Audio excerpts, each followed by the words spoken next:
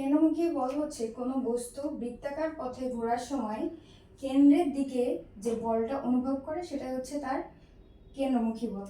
তো আমি যদি ধরি যে এটা একটা বক্রপথ বা বৃত্তাকার পথ, ঠিক আছে, এই পথে যদি কোনো একটা বস্তু থাকে, ধরো যে এই বস্তুটা আছে, এই বস্তুটা ঘূর্ণায়মান, তাহলে এই বস্তুটা অ্যাকচুয়ালি কেন এই বৃত্তাকার পথে ঘুরতে থাকবে?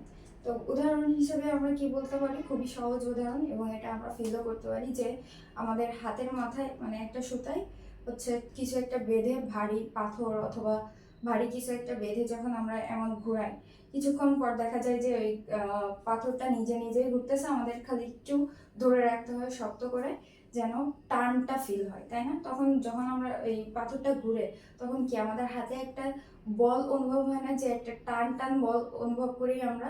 তো ওই যে কেন্দ্রের দিকে বা আমরা হাতে যে বলটা অনুভব করতেছি ওই পাথরটা সুতা দিয়ে ঘোরার জন্য, ওটাই হচ্ছে কেন্দ্রমুখী বল। তো কেন্দ্রমুখী বল কিভাবে কাজ করে দেখো, যে এই বস্তুটা যখন বৃত্তাকার পথে ঘুরতে থাকে, ধরো যে এই বস্তুটা প্রাথমিক অবস্থায় এখানে ছিল, ঠিক আছে, তখন কি হয় মূলত, তখন যে কাজটা হয় সেটা হচ্ছে বস্তুটা কখনো নিজে নিজে বৃত্তাকার পথে ঘুরতে চাইবে না, আর এটা হচ্ছে কেন্দ্র থেকে একটা সুতা দিয়ে বাঁধা।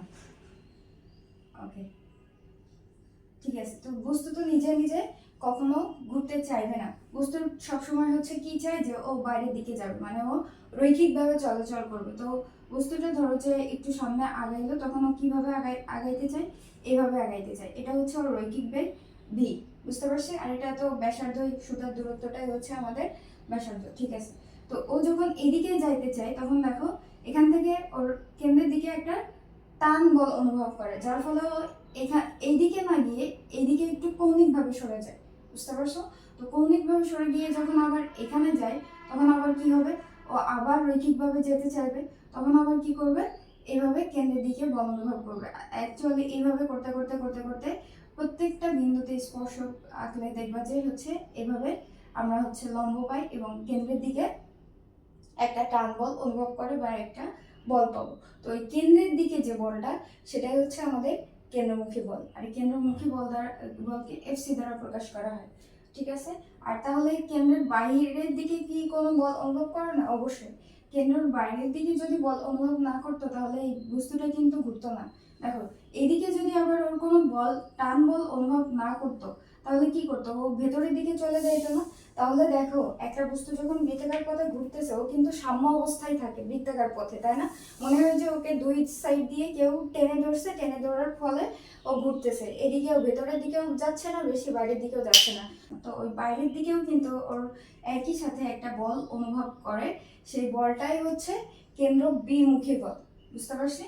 সেটা হচ্ছে কেন্দ্র বিমুখী বল, আর এই কেন্দ্র বিমুখী বলকে মাইনাস এফসি দ্বারা প্রকাশ করা হয়, অর্থাৎ যেহেতু বিপরীত এজন্য। বুঝতে পারছি যে কেন্দ্রমুখী বলটা কি বা কিভাবে কাজ করে মেইনলি।